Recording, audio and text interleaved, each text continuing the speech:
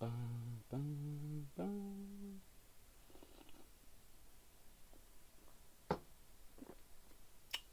We're live. We're live. What's happening, crypto fan? Got 2 viewers waiting. Superb. Superb. We're going to have a little chat about rocket science, space travel. If you saw the last video, you'll see I launched 2 model rockets. I'm getting into rocket science. It's actually not as hard and difficult as it used to be.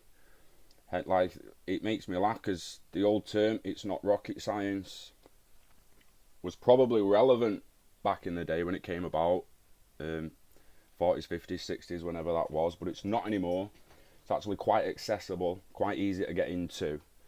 And for the people with kids, this is who this is mainly for, to be honest. The people with kids, whose kids are looking at Elon Musk and SpaceX, and they're looking at Jeff Bezos, and they're looking at Richard Branson, and they feel like if they want to get into that space, they're excited about that space, they're going to end up either working for that kind of person or not being smart enough to work for that kind of person, not realizing that neither one of them people has got a degree in aerospace engineering, in astronautics, or rocket science for that matter. Not one of them has a degree in rocket science. Just want to point that out. Yet they're now at the forefront of privatized rocket flight, basically privatized space flight, doing flights for Nasa, for God's sake. So recently, Jeff Bezos and Richard Branson went to space. Richard Branson broke the military line, but Jeff Bezos broke the scientific line, the Kármán line, whatever it's called. So let's get this out of the way. I just wanted to make sure it runs swiftly. Yeah, legendary. Yo, I'm gonna try and let me see if is this letting me. Where's live chat? Why have I not got that yo on my phone? Yo, there we go. So I've got the chats on my phone because once I start putting stuff on, that chat's just gonna disappear. I'll pull it out for now, actually. So I've got it on here. Pop out. You go away. Boom. So Jeff Bezos. Basically, we're doing rocket science without the maths here, aren't we? Said without maths. We're not going to go into the maths. We're even going to get KSP up and just imagine that we've got fusion drives from the Expanse or something and we can just do infinite burns. But if you're interested in the maths, look at the rocket equation, watch the film Hidden Figures, how they got to orbit, how they got out of orbit back in the day. Before this movie, rocket science, it would have been extremely more different. After this time, it just became a snowball of progression, basically. So Jeff Bezos got 351 feet. That's 106 kilometers. Richard Branson went 86 kilometers. The Kármán line is 100 kilometers, which is what's officially space. So if going off this Wikipedia page, Richard Branson didn't get to space. He got extremely high in the atmosphere, and you can see here with the exosphere above the thermosphere, the ISS is still in the atmosphere, so to speak, but it's in orbit. So it's not suborbit, it's falling down, but it's fast enough to stay up. It's in orbit. They did suborbit flight, to 8. I mean, Branson went high, but he didn't break that line. He didn't break the 100-kilometer line, whereas Jeff Bezos did. How does this relate to model rockets and to anyone who watched the videos I've just uploaded regarding the model rocket, the way it went up, the way the parachute came out, the way it came back, the fuel source? Here's the motor. There's the motor from the model rocket. That right there is literally no different than a solid booster rocket that they used to have for NASA on the side of the shuttle launcher. So inside the big red one that had the shuttle on the top of it, that was liquid propellant, hydrogen or something else mixed with oxygen, and the ones on the side, solid rocket boosters, so they're no different. So the rockets I launched went into the atmosphere under the same propulsion that a solid booster does. Oh, I can still smell it. Still smell it burnt. Woo! So what happens? Well, that goes off. Again, if you want to know how much propellant and fuel you need per weight, that's the maths. Go and look at the equation one. But it's the rocket equation. But that burns for a certain amount of time. The red line. It then stops burning. But the vessel, the rocket, is accelerating every second that burns. It's getting faster. Every second it burns, it's getting faster. The minute it stops burning, it's reached its max velocity. Upon max velocity, it's still got cruise time, and it's still going to go that speed, but it's going to hit air friction and start slowing down. At the point where it stops, as in gravity wins the tug of war and starts pulling it back, you reach your apogee, right? You start falling, you get an ejection, the parachute comes out, we get recovery. For the first one, landed almost right back at my feet. Afternoon, June. Yeah, they've recently said the moon's in the Earth's atmosphere, exactly legendary. It goes that far out, little particles. So we're not saying we've left the atmosphere. We're going to say, like, we'll go into space, get into space, staying in space. But yeah, literally, if you saw the first video, that recovery came right back to me. We pointed it in the wind. We messed up for the second one because it was going higher and faster. And we didn't account that we needed to lean it over more. So it had more distance to travel to come back. But we got Gideon just launched at the same trajectory as the other rocket. It was two different rockets. We should have realised that. Again, that's maths. Put it aside. But this is basically what happens with a model rocket. Right? It's quite simple. You put a motor inside, you light it electrically with an electric match, as they're called, and it does that. It thrusts up, it coasts, it starts coming back down, it ejects, it lands. Right? That is it. The only difference would be the size of the rocket, the material of the rocket, and the type of the fuel. That is the only difference. We're not talking about flight computers or guidance systems or anything like that. That's a completely different addition that allows certain rockets to land and stuff, which we're going to see now. So let's look at Branson's first. What did Branson do? So Branson took off on a vessel strapped to another vessel, a plane on a plane. He went up to a certain height, the plane let the other plane go, and then it started its burn, its thrust. No different than there, it just started the launch all the way in the air. It basically saved on fuel. They got up there on an air jet engine using conventional fuels, and then this began to catapult them up further. Again, it reaches its apogee. They get a bit of zero G. They're in space, they're suborbit, they come back down, and they land. That's pretty decent. What did Bezos do? Was it the same? It wasn't. It's a different shape in it. So he's actually went all the way up, thrust, reach max velocity, coast, separation. So the separation here, because the booster's landing, the separation's like quite a bit before apogee. The capsule goes up to apogee, 0 G. Capsule starts coming down, parachute recovery. It's the same concept, guys. Like, it doesn't matter whether it's a model rocket or an actual rocket. It's the same concept. The same thing happens. The only difference is the material it's made out of, the size it is, and the fuel you've used. That's legitimately it. So, what extra would they have had to do there to stay in orbit? That's what SpaceX are about to do. So SpaceX are brushing right past suborbital flight, and they're going to put people in orbit and then bring them out of orbit. So that's what the film Hidden Figures is about. It's actually the calculations to get people out of orbit. But they would do another burn up here. So where this lets a vessel off, where that vessel's being let away there, and that one's going to come back and land. You've seen the Falcon Heavy do it, and the booster come back and lands, and the other bit goes on.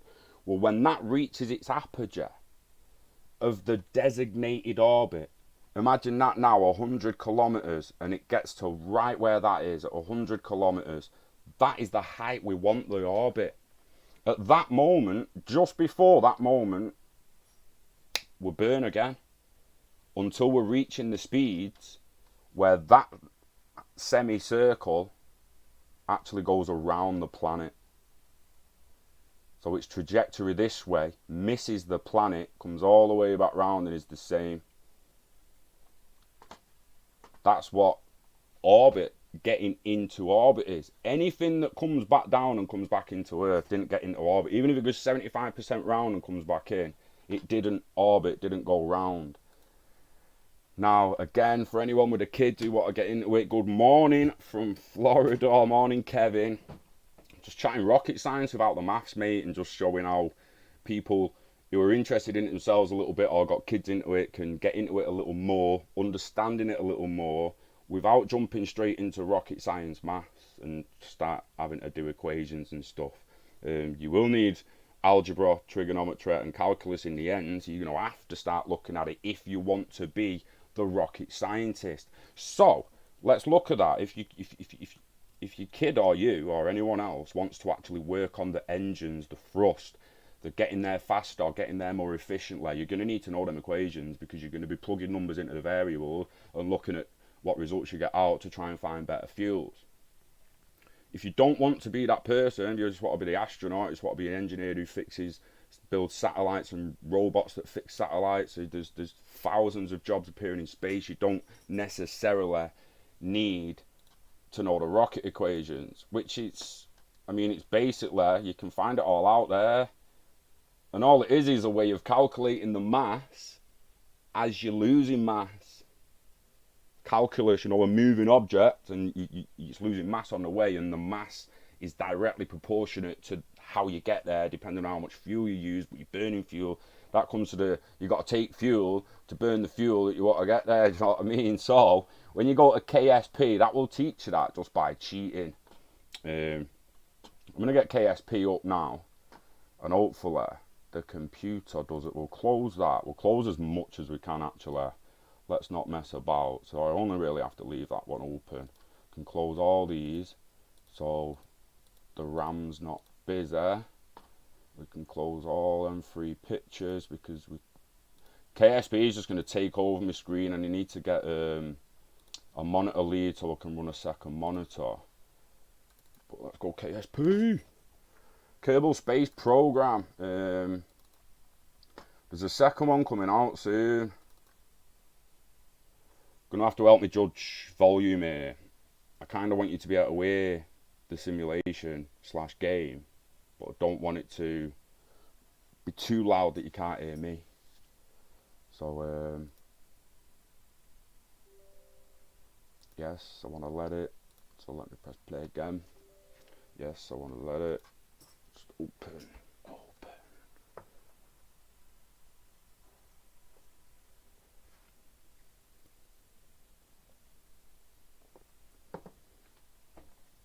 Planetary Science on Kerbal Space Program. You can actually do a lot of planetary science and building and construction and progressing on Kerbal, which is Earth, basically a version of Earth it's just got different moons and different outer planets and nights. But you could do a hell of a lot on this game before you even really leave the planet. I tend to go on and just go into orbit straight away.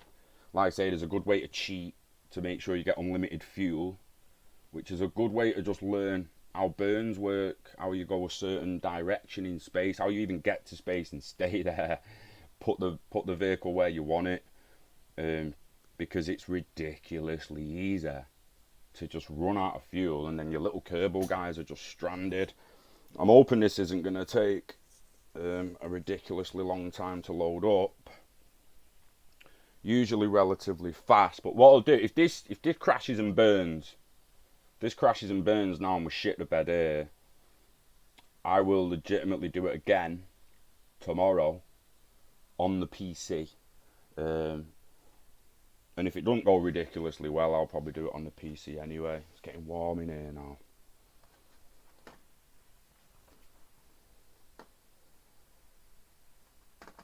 If you play the game, I might as well talk about the game while it's loading up before we get to it. So there's kind of two ways you can play this game, and I advise you do it both ways. For whatever reason you want to come on it, whether it's to just learn yourself, teach your kids, or simply just play with your kids in a way that you can sneakily teach them about science and see how much they take to it.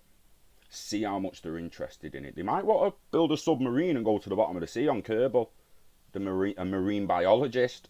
There's so many options of what you can just look at your kid and how your kid wants to play Kerbal, and you can get a general gist of what kind of science is, and what kind of what parts of the game that your child's actually interested in. And on the back end of that, with you playing it, you will figure that out about yourself as well, what you're more interested in. It's quite impressive. So the two ways, you either just, well, firstly I'd play it with cheats and just see it all come alive. See all the because you have buildings that you have to upgrade basically, and research that you have to do, and science that you have to gather that gets you points. And you can legitimately just max out the research, max out the science, max out the production buildings, which means in doing the research and the science, you understand how the engine works, which means your engineers can build the engine. There's certain things in the game when you go straight on, you can't actually build them. You can't just go straight on and build a Saturn V. You have to research the components that make up the Saturn V and the technologies that make up the Saturn V. So on one hand, what's happening, Greg? We're just chatting rocket science, Brian, Kerbal Space Program. On one hand, you can play it with unlimited money, unlimited resources, unlimited fuels, and just have a buzz and learn how to get around the solar system and how that kind of physics actually works. And then on the other hand, you can start it properly, follow the missions, and actually see how far you get without the cheats. Can you get in orbit if fuel matters? Or do you need a fusion drive that's just constant burn? It's really good. Science in space. You can send a spacecraft out that goes around the sun and take some data. But if you don't put a transceiver on it, you're not talking to the satellite, you're not getting any of the data back. You need to remember to put the aerials on and the receiver transceiver. If you bring scientific experiments back from where you went, you'll get more science from them than you would just transmitting data for them. And that's true if it's in real life, innit? There's going to be imagine a small lab of scientists on the moon doing experiments on moon rock, and then when they come back to Earth, every single scientist and geologist and everyone else on Earth has only got that data to look at. They haven't got the actual moon rock. It would be much better to get the moon rock back, wouldn't it? And everyone else start doing experiments on it. So it even teaches you that science is more important when it's actually in your hand, and you can verify the data. Not just looking at data, but actually being able to verify the data. It's as deep as that in this mofo. It really is, like, legitimately, send people somewhere and be like, fuck's sake, I forgot the fucking solar panels. Got no electric. We've got no fucking electric. I forgot the solar panels.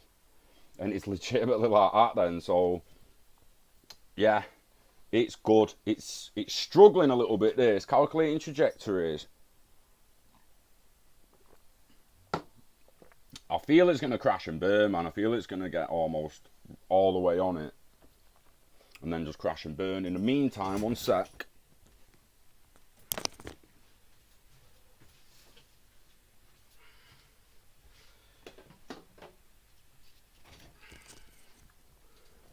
This is the crossfire.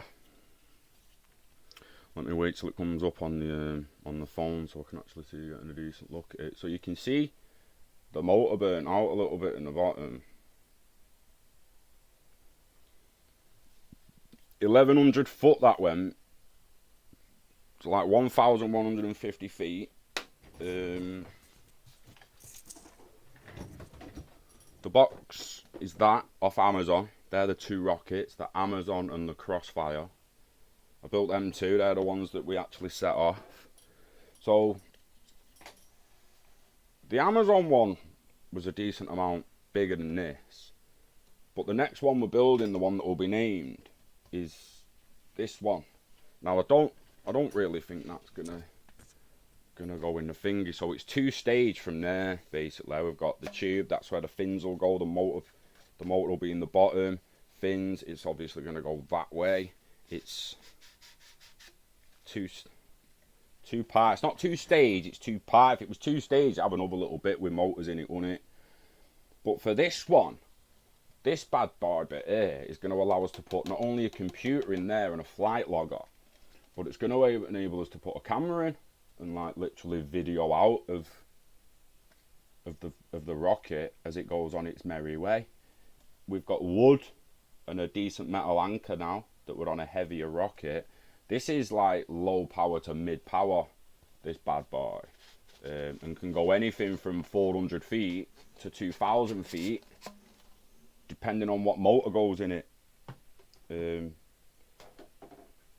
It's quite impressive how legal it is up to a certain motorage. I think this is just bombed out. In the UK, for instance, the D motors,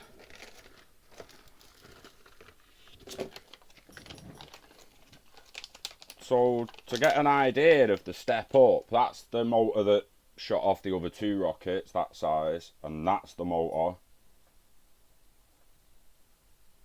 for the bigger rocket. It's a D12. In the UK, you can store the equivalent of around 100 Ds before you're in the realm of, what the fuck have you got that much explosive for, son? Do you know what I mean? Like they'll look at you in the end and be like, you've got too much explosives, mate. I don't think KSP is gonna do it. I need my task manager up to close that.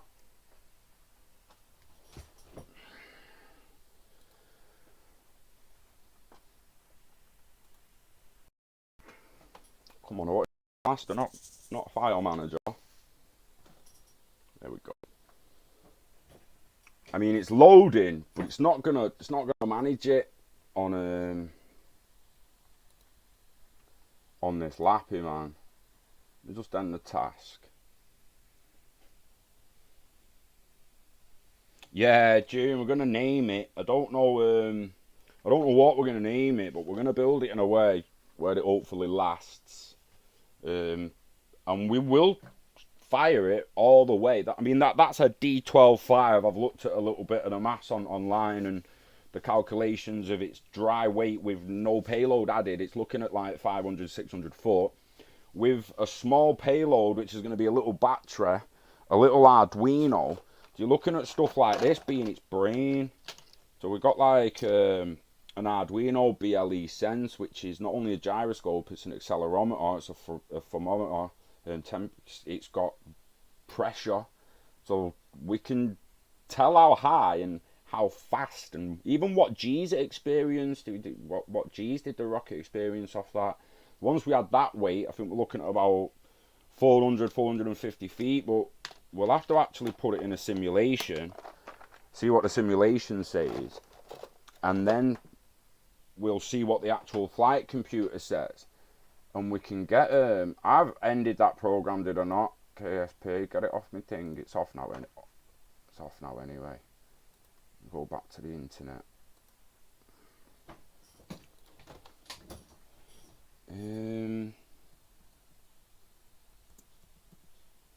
KSP getting into orbit.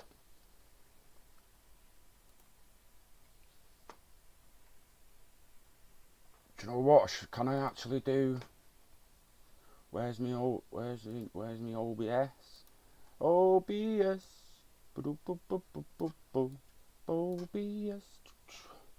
Right, what is? Because I'd actually want to show how to get to orbit. Oh, I chatted a lot of bubbles then about getting to the apogee and that, and then couldn't show you how to get to actual orbit. Oh, that's gashing it. Let me just do a little doodah here. Just do a little doodah here. It's going to be terrible, this, guys. Ignore it, right? We both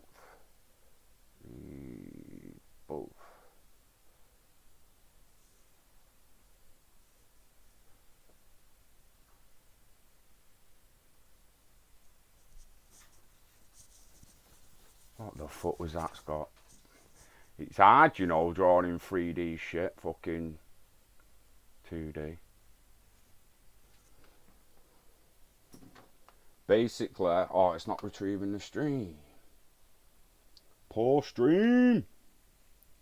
Yeah, the flight data, especially like depending on how we can actually display the flight data as well. I've been talking to Jan about that, about like either writing a program that's legitimately just software you turn on and it links to the rocket, or if we just simply save it CSV file and whack it into Excel. We can just graph it that way if we really truly wanted to.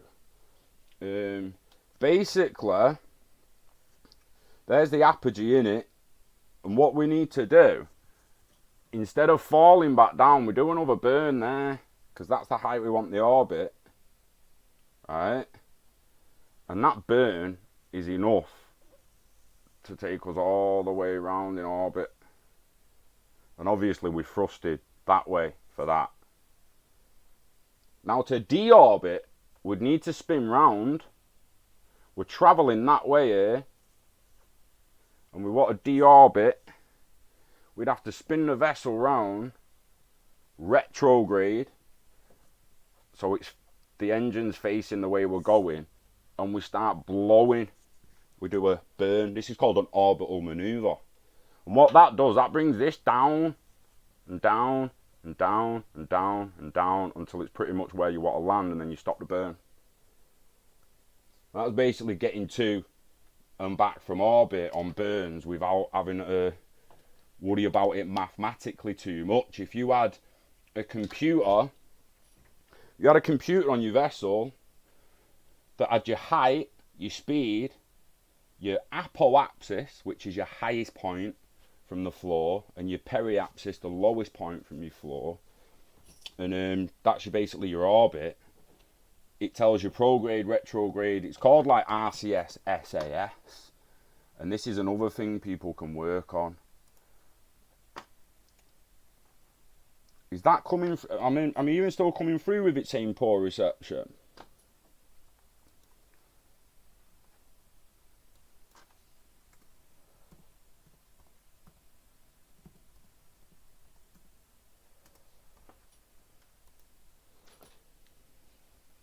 So rocket RCS, as you might have saw on the images there, is the big thruster. Psh, psh, psh. Just, you know, when the satellite's turning round and it's got the big psh, psh, psh, psh, psh, psh. That's how it moves like that, doesn't it? It actually does that. So that's RCS, right? Rocket Control System. It's powered by the gyroscope knowing it's upright and the accelerometer knowing how fast and what direction it's going, and it's literally just computer code. So again, the engineers behind the RCS system are doing completely different mathematics, formulas and equations than the people in charge of the fuel. And the people in charge of the pressures on the vessel, the engineers in charge of the actual pressures on the vessel, are doing other calculations and equations than them. So it's not like it's all one job, is it? Neil Armstrong went to the moon. Did the guy do it alone? He built the fucking Saturn V himself, did he? Like Werner von Braun, all the way from the flaming 30s, 40s. He started with a V2, went over to America, smashed it, Saturn V. So what do I like to people? It's easier than people think to get into this stuff. And I understand that Bezos, Bezos, Branson and Elon Musk got a hell of a lot of money. So they shooting straight for orbit. Make no mistake, that's it. But again, planetary sciences, you could simply design a satellite, a CubeSat, that looks at global warming and starts figuring out ways to actually combat natural global warming, not just human caused. You'd get funding thrown at you. Now how long would that be before you start off giving Elon Musk $8,000 per satellite for him to get them up there? And then before you know it, your data's coming back, and everyone's like, "Yo, we want you to get more satellites up there." You're like, "Well, I can only do so much." Funding. How long before you're sending your own satellites up? People need to realise now how easy it can become to just get into the space race. You don't have to be the person who owns the vessel anymore. It used to cost tens of thousands to put a kilogram in space. It doesn't cost that much now. It really doesn't. Not, I know £8,000's a lot to some people, but it's nothing compared to the tens of thousands it used to cost to put a satellite up there. For anyone who doesn't know, I'm talking about CubeSats, right? Literal CubeSats. Look at them, little CubeSats, 10 centimeters by 10 centimeters. It's going to have a few sensors. But if you can put that at the top of the stratosphere and get some global warming data, I'm pretty sure you're going to get funding. I've said before, what about a crypto miner in a CubeSat? How eco-friendly is that shit, depending on how long it stays up there and that? It's getting powered off the sun. It's not even in the atmosphere or on Earth. Yet it's handling transactions electronically. Don't forget to put the transceiver on it though. Do you know what I mean? But this is what I mean. It's not just, do you want to be an astronaut? It goes back to kids who want to be footballers, who want to play for Man United or Man City, and they're not good enough. So the dream dies right there. They wanted to be in football, they wanted a job in football, and just because they can't play for the club that they support, the dream ends for some reason. The dream clearly wasn't to be a footballer.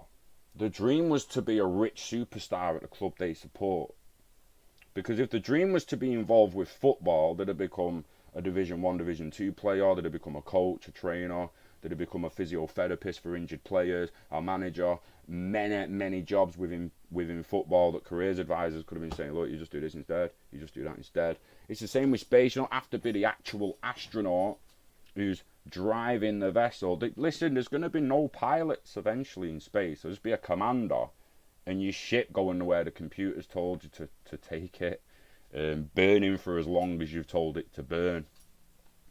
Again, the Expanse, it's a shame we couldn't get onto more orbital. We couldn't get onto Kerbal, man, to show some orbital manoeuvres, because it's unbelievable. I mean, to most people who think about the mathematics, it's not that unbelievable that it becomes ridiculously easy with infinite fuel. But it's unbelievable how short of a distance you could get off so much fuel, should we say. The further you go, the bigger your vessel's got to be. Unless you do what Voyager did, which it's going to take a decade to get to the outer planets and shit doing that. Whereas if you had infinite burn, you're going to get there a hell of a lot quicker. Orbital assist is what Voyager did, didn't it? And again, we could have shown that if we could have got Kerbal up. Because 9 times out of 10, if you didn't do the slow burn to stop at the planet, it'd just be an orbital assist and it'd fling you into a new orbit. Anyway, you have what's called an encounter with something in space, and as you're having the encounter, you're passing it, but because you're passing it, it's affecting you. You have this little window of affection, you could say, where it's affecting you in that window. And during that window, again, you spin, retrograde, burn, you're going to slow down enough for it to actually grab you. And it pulls the orbit in, and it's just so much better on Kerbal. Because you see an orange line, you see your vessel going towards the planet, and you see an orange line going past, and you see a blue thing in, and it's another one there, and it's showing you the window of where you're going to get the attraction. And you know, you just flip retrograde and burn, and you can watch the orange line start bending in because the planet's getting a grip of you, and boom. And again, if you kept burning, you just end up being pulled straight down to the planet, crash and burn. It's we need to get Kerbal Space Program up, basically. For people interested in it, I mean, the people still watching now, we'll get it up during the later half of the week. If not tomorrow, definitely Wednesday. I'll do it on the PC so it runs no matter what. And we'll show, because, again, I can understand, I'd have been the same 10 years ago when I was just a program brainwashed muppet still. As intelligent as some people are, some people are still brainwashed idiots who don't believe in themselves. People have got to snap out of that, man. It's about passion and desire to educate yourself, and you will. Do you know what I mean? It's simple. It is rocket science. It is rocket science.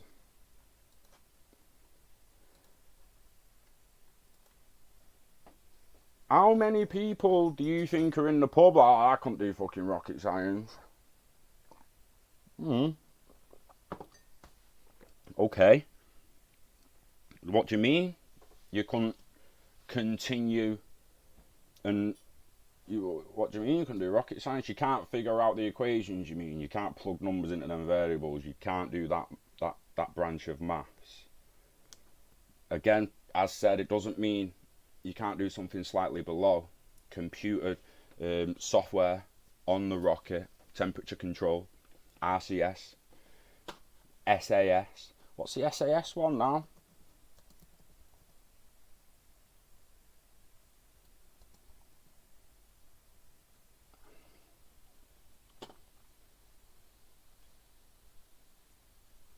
It even brings Kerbal up, mate, when you try and find stuff out, you know. Stability assist system. That's like reaction wheel stuff and stuff like that. So depending on the gyroscope and which way it's going, you'll get a stability assist system kicking in. Because someone's wrote a program somewhere to look out for them variables. If you see accelerometer or Z axes, which is the one supposed to be going straight up so we actually get to fucking space. If you see Z veering off, kick in. Either spin the reaction wheel or hit the RCS thrusters. So let's just SpaceX booster landing.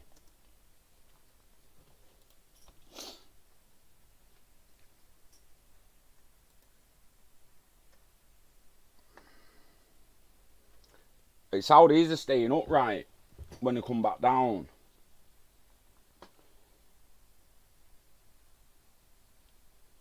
I actually don't know if they're solid rocket boosters. I don't think they are because they couldn't control the vector. Then they come back down. When these break off now, these are going to have a little bit of liquid propellant left in them to do the final deceleration burn when they get down.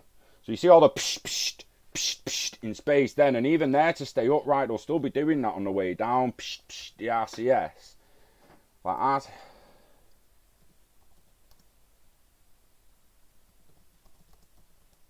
I want to get a good video of it actually happening. Look at that fucking engine there in space. It's awesome, isn't it?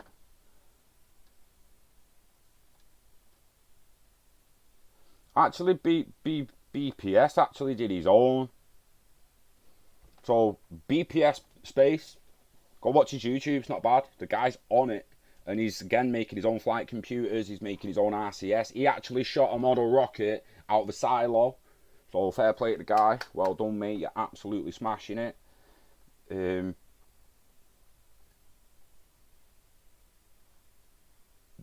This is how you get technical with it. But I promise you, if you're playing Kerbal Space Program, teaches you about all this stuff. I knew nothing about it. Nothing about getting around space. Fun space facts. You can't see stars in space. You can't map with a sun. You can if you go somewhere that's got absolutely no sunlight hitting you, and that's like, you can't be behind Jupiter with the sun reflection off Saturn in front of you, because that glare off Saturn is going to remove the stars. You would have to potentially be behind Pluto with nothing further out to show our sun's glare. You know, like in the night, you go out and you look up at the stars, you turn a light on right in front of your face, you ain't seeing no stars, bro. Remove them lights, you're seeing stars. So yeah, you're right, man, but to a certain extent, you go far enough out and hide yourself well enough, you will see the stars. But yeah, anywhere there's sun glare, there's something in your field of vision that's got the sun reflecting off it, you're not going to see stars. You're just not. You potentially could through a camera that was doing long exposure past the reflection, but Yeah, actually pretty crazy, isn't it? Also, something to think about that I was saying to June before, as a Star Trek fan, I was surprised when I realised all stop in space don't exist. There's no such thing as stopping in space, and if you do stop in space, you will instantly be pulled another way by something else. You just will. So our Earth's going round the sun at whatever 1,000 miles an hour. If we was in between the Earth and Mars going 30,000 miles an hour around the sun, and then we stopped to zero, that means we're going 0 miles an hour around the sun. That means we're going to start going directly towards the sun, picking up speed instantly until you're inside the sun and dead. You can't come to an all stop in space without instantly being pulled another way, at least inside a solar system. Kerbal Space Program 2 is going to have interstellar travel, and I think add a little bit of antimatter and stuff, just to, like, I guess, let people have a play about with some fictional technologies and stuff. But let me see when that's going to come out. KSP 2.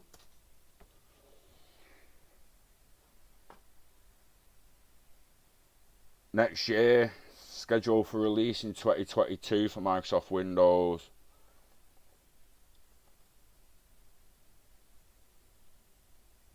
What's that? Kerbal Space Program, they've got an actual YouTube. I didn't know that. Next Gen Tech, they're adding, I think they're adding some fictional technologies.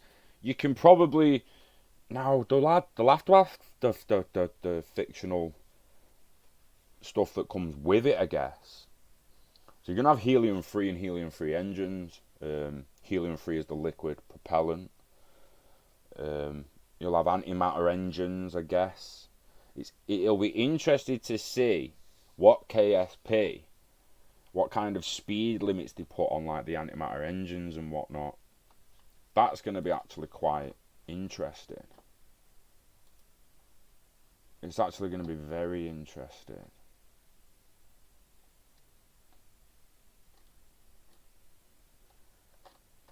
Although I'm gutted we couldn't get it up, we will definitely get onto it. And again, anyone who's interested in it, got a child interested in it, it's like, I realised the other day, man, it's never too late to contribute. I want to show you something. I can't remember his name. I can't remember his name, bruh. He's not even a Right. First planet. We'll get there. First planet discovered. This like really blew my mind when I realised this guy. What you doing, Scott? What did I mean? I meant exoplanet outside our solar system. Exo. It was 1992. Alex Bar. Yep, but it wasn't them. There was 2 Americans also working on it as well. Let's actually go back. Because when I find him, it's like people think it like I say at June the other day, it's never too late.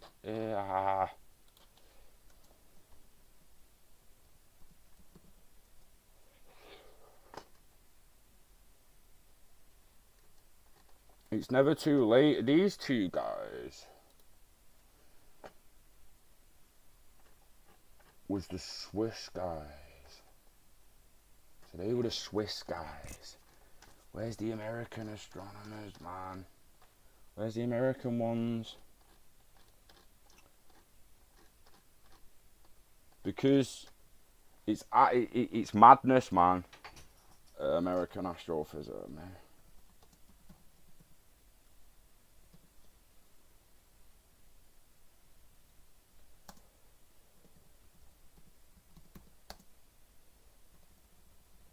I don't know what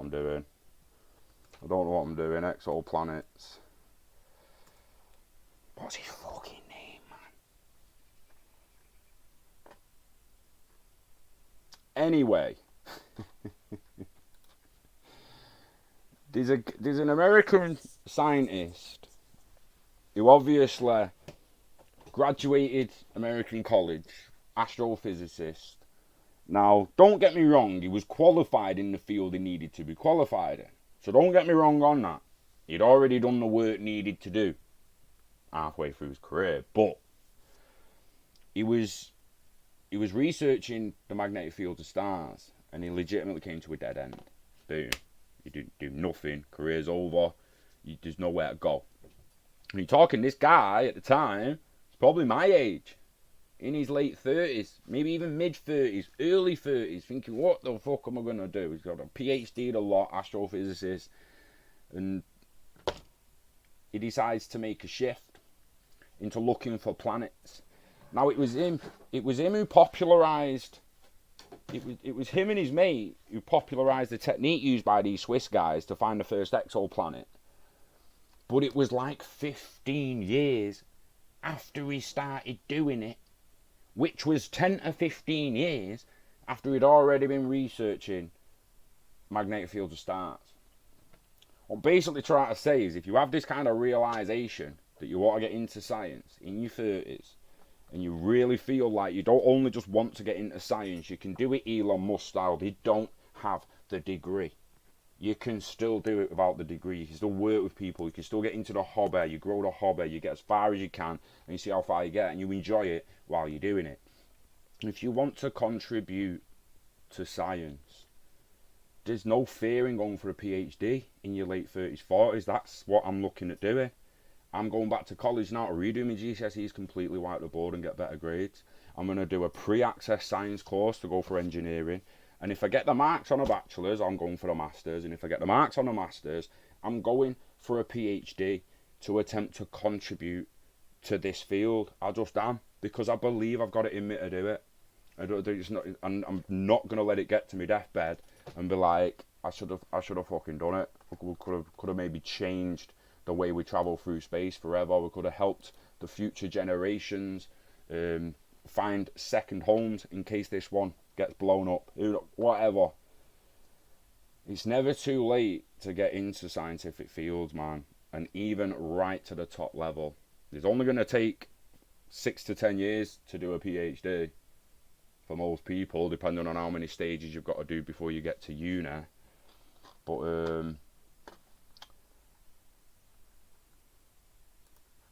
I'm actually pretty wounded I couldn't get him up.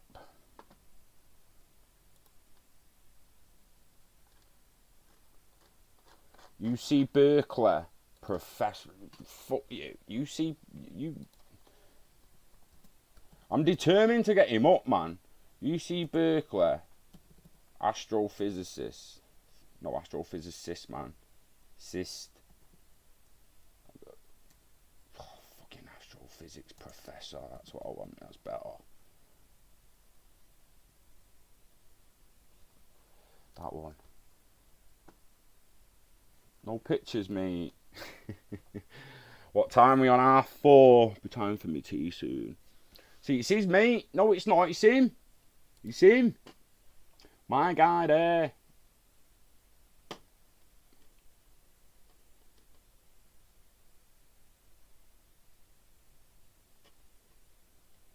Yeah, let's not get no sex harassment claims up about the guy. I don't need any of that. That's what that was, mate. Like, just sex harassing Berkeley astronaut professor. Jesus Christ, mate. Jeff Massa.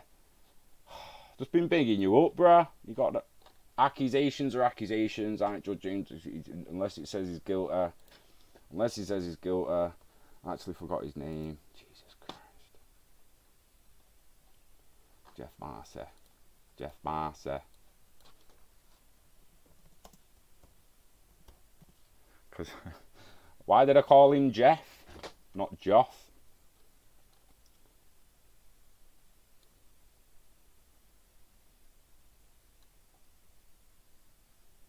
So literally back then, you see how young he looks there, like literally probably younger than me, running into a wall with his research.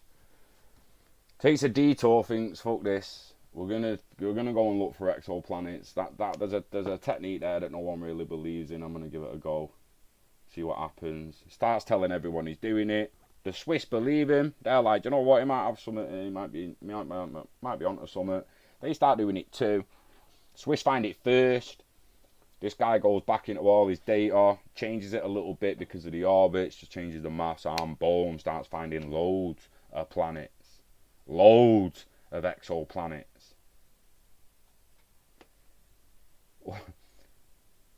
What? Where would we be now if he just gave up at the magnetism of stars? Would we have even found a planet? Would the Swiss have had the confidence to go there before 2 Americans did? I'm not saying the Swiss wouldn't have had the balls. I'm saying in the scientific community, that was looked at. You might as well just go looking for UFOs, bro. You ain't going to find a planet. That's what it was like in the 80s, early 80s. You might as well go look for UFOs, man. You're looking for exoplanets.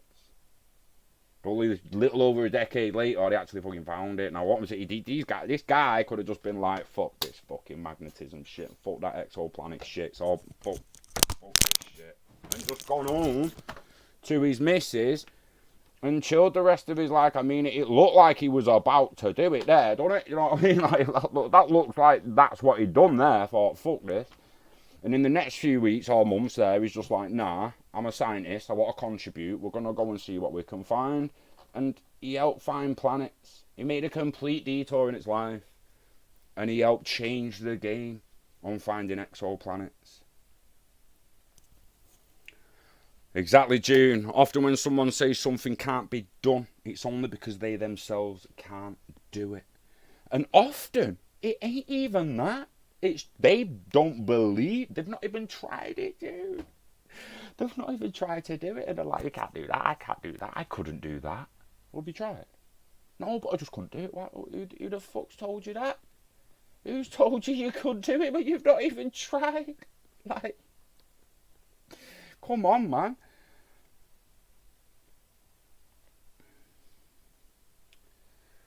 Doing this to send XRP to the moon. We're gonna build space miners. But why not a miner? I want someone to legitimately give me a con of a miner in space, a CubeSat mine, or give me a con, except for it falls out of orbit in 2.5 years.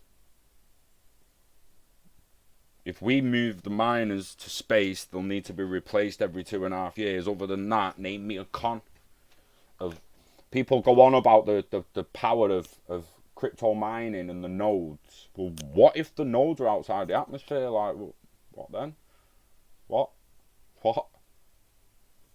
Like Starlink, Elon Musk Starlink, all the satellites. Like, why not just put nodes on them? Why? Is the cons for that?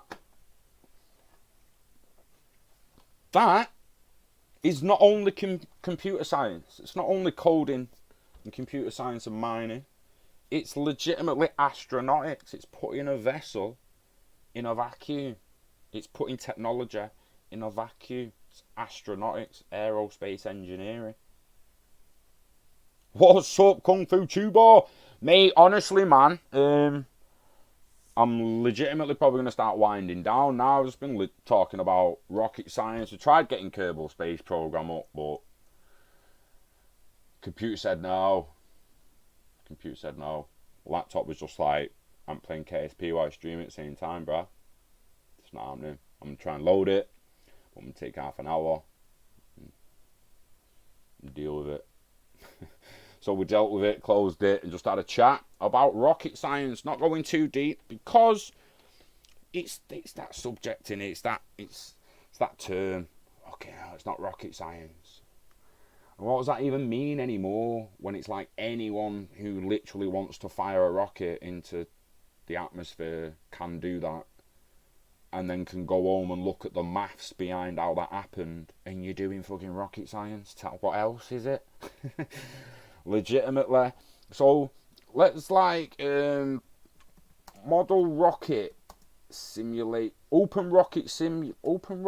What? So what you do on this is basically put the details of your building. So we've got a build here, we've got a rocket build, right? We've got nose cone. So we're gonna measure the nose cone. We're going to measure the circumference. We're going to measure the angle. We'll find out what math measures that for the aerodynamics to make sure The open rocket probably just has one of that shape, but we'll need to know at what ratio that's actually bowing in, so we know we choose the right aerodynamics within the simulation. We're going to add that piece. We're going to add that piece.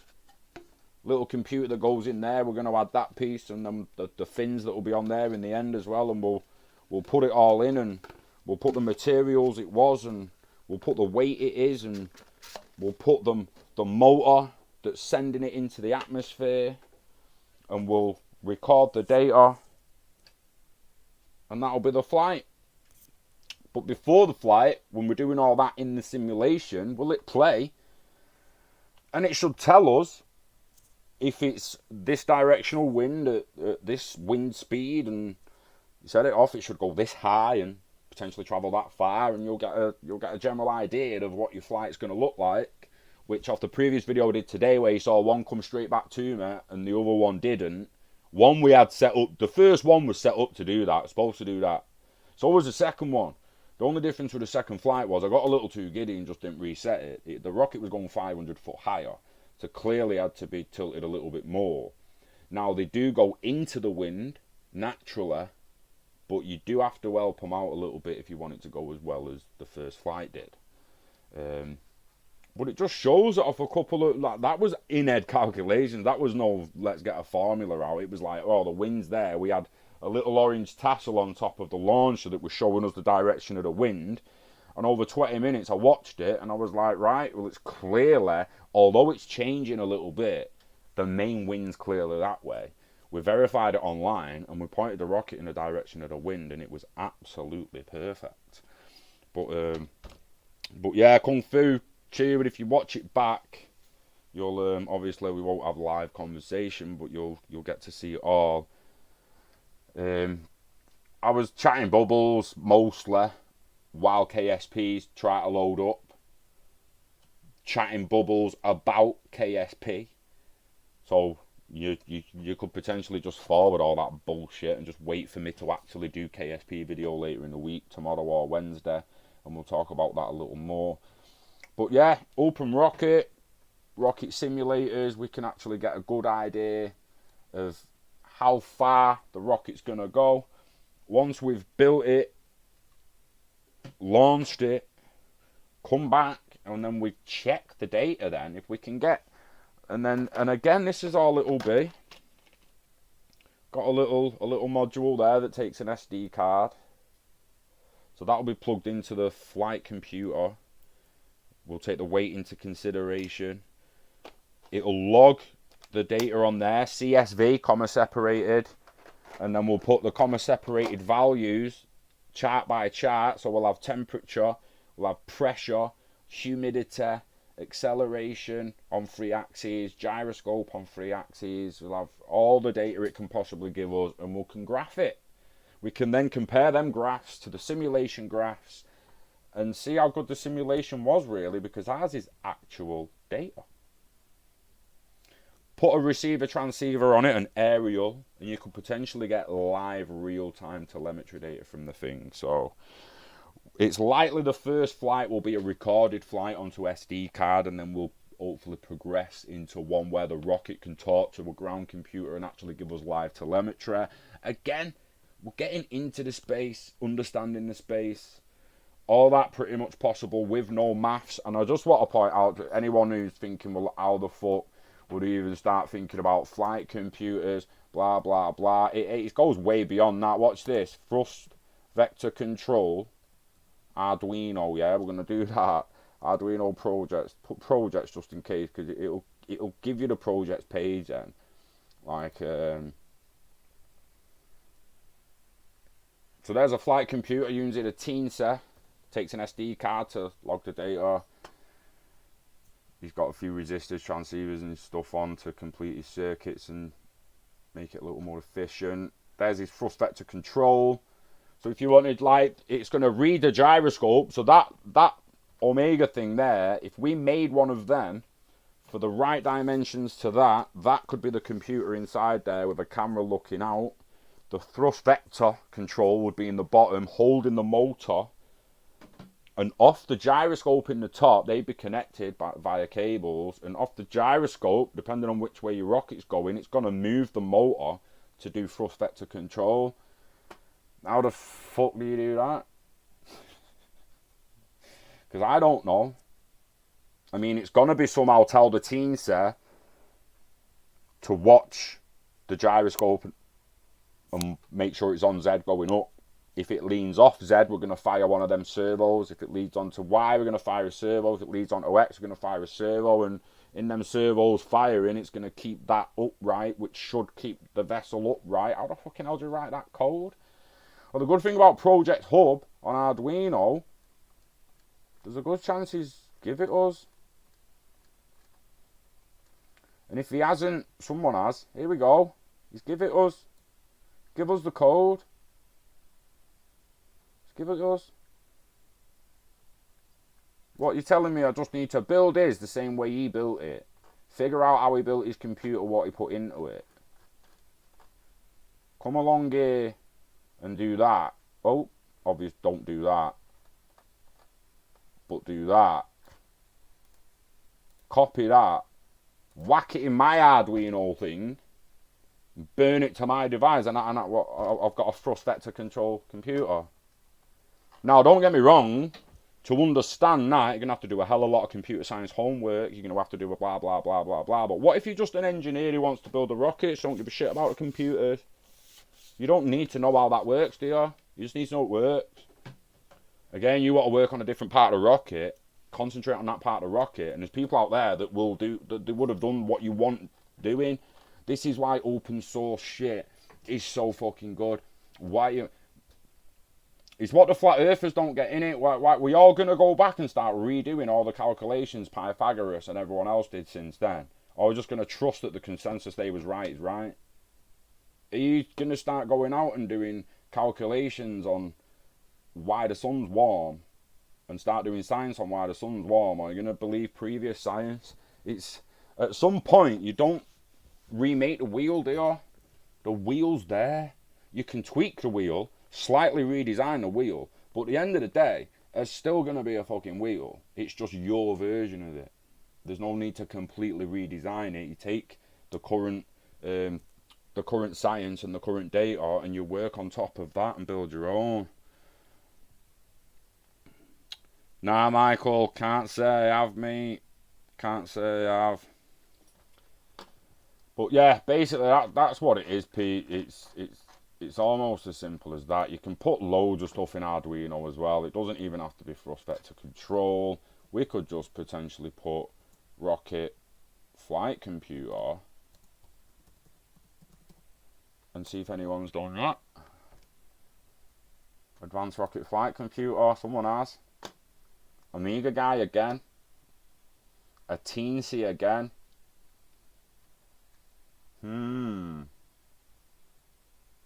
That BPM, that's the pressure sensor. So off pressure, you can get an approximation of how high above sea level you are, depending on the weather and humidity in the area you are.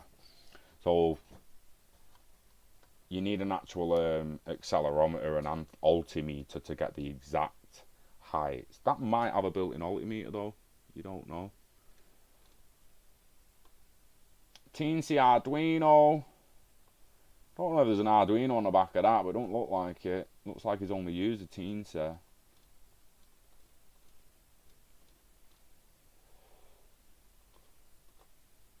He's put thrust vector control in again.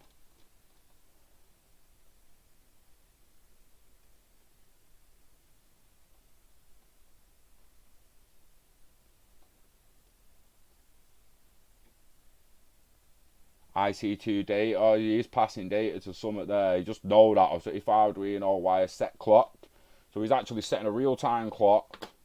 He's setting the IC frequency there, which is where he's going to send it all to.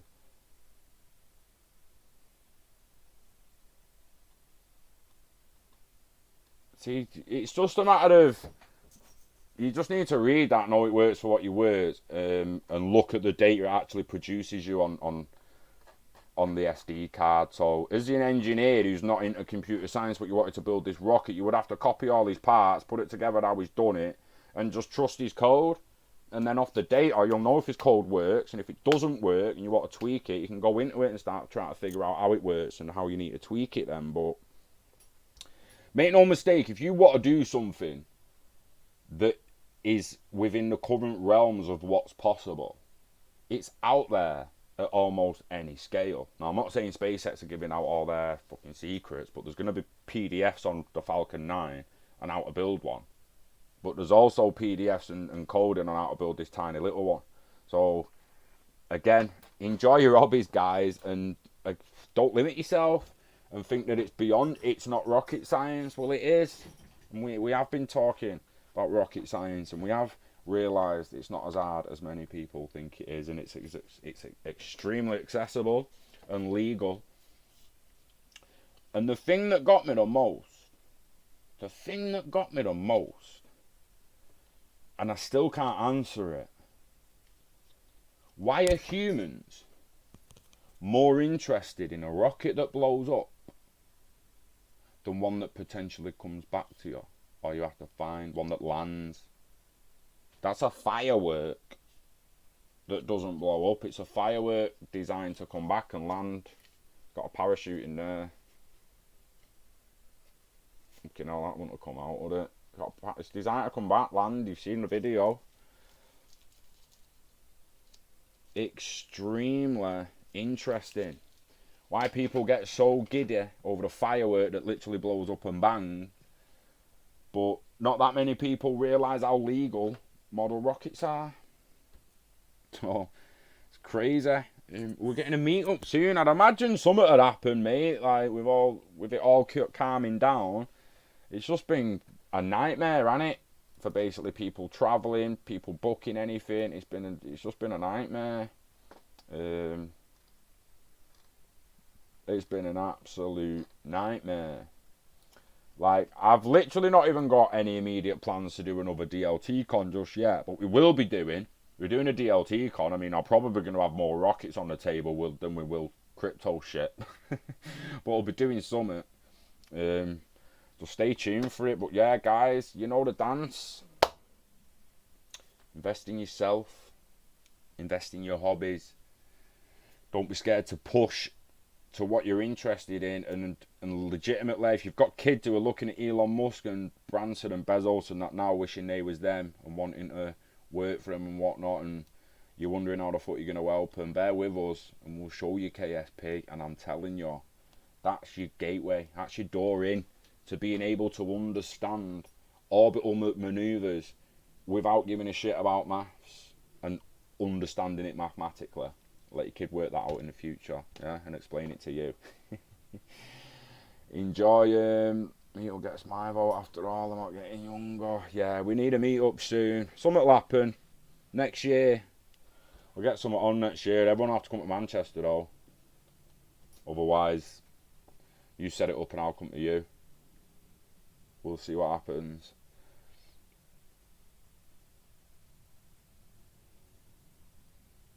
Yeah, exactly. You can make water and air pressure rockets. You can buy them off Amazon to do with the kids and that. Maybe do them first. You're a little bit worried about getting, because you will struggle to get any motors bigger than a D. In the US, you won't. They'll send you fucking crates of TNT in the US, won't they? Don't give a. It's not that they don't give a shit. They've just got more weapons than us, different explosive wars and that. It's legitimate. To get over a D in England, you're gonna struggle a little bit. But if you're thinking, oh fucking, I want to go straight up to fucking ones that could fucking burn, and don't go out until they're finished burning, even though it's only a 1.5 seconds burn, you can't put that shit out. You ain't putting that out. There's no putting it out. You got a 1.5 seconds of pure burning. Like, what are you gonna do? Go and grab an extinguisher. It's gone out itself. You then need the extinguisher to put out anything that's set on fire. But if you set one of them off in your hand, mate, phew, Bad news. We got to be careful when we're doing it. I'm not telling any kids to go out there and do this on their own. If you've been watching this and you're young, you're under 18, 16, I suggest you just go get your parents and say, yo, I want to get into rocketry because this guy said it's possible. So help me. We need Kerbal Space Program. And again, there's the little starter kit. If you do want to get into ones that burn, you will not get the motors with this, but you will get the 2 rockets and the stand to launch them, and it's not even 50 quid. You're shitting me. It's not even 50 quid. Enjoy the rest of your day too, June. Enjoy the rest of your day, guys. I'm gonna go and get my tea. Take care. We love science, we love rockets, and we love you. So take care of yourself, and I will see you on the next one. Peace.